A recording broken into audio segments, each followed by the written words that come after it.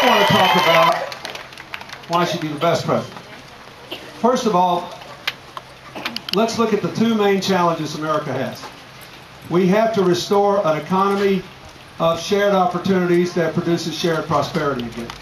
America's economy, America's society needs to look like this crowd looks. Just look around at us. Here we are, without regard to age or race or gender or religion or anything else. We're just here because we love our country and we want it to do better.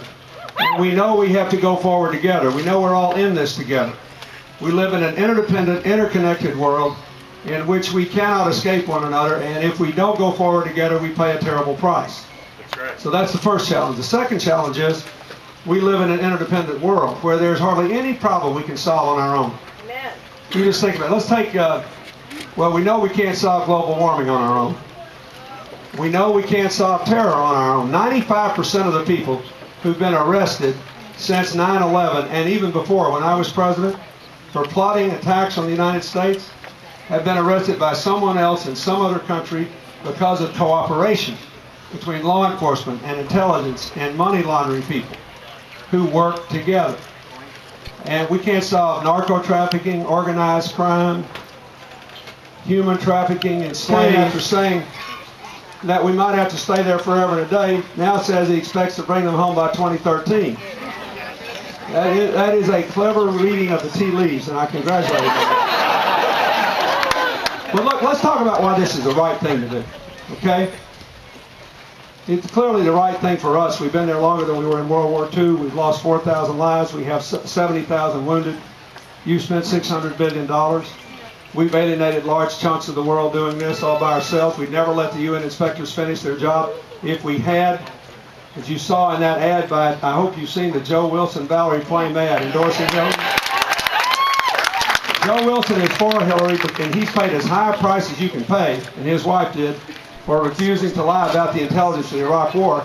He supports her because he wanted an aggressive inspection program there because the UN records said there were unaccounted for biological and chemical weapons.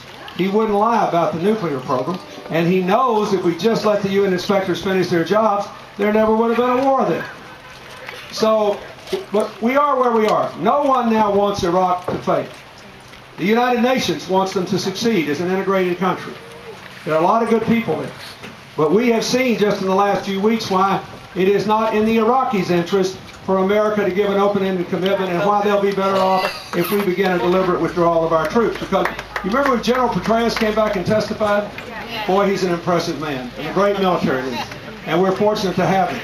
But he was in a pickle testifying before Congress.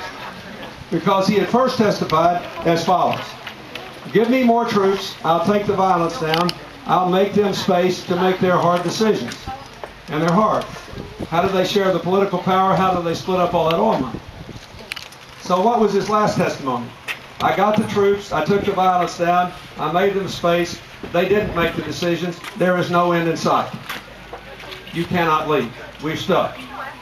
Look, they will not make hard decisions unless we begin to come home.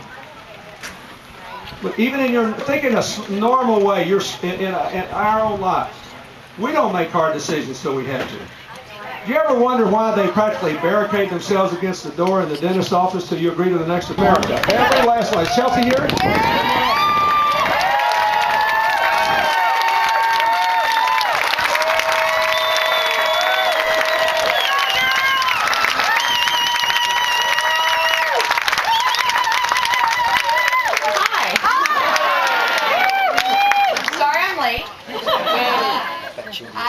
My dad's talking about something that's really important though, so I will hand the microphone back to him, but I am excited to be here on this beautiful, beautiful day, and I am happy to stay once he's gone to answer any questions that you might have about anything that he has talked about or anything that you're hearing from your friends or your families as people are trying to still make up their minds over the next few days. I know my mom had a town hall last night.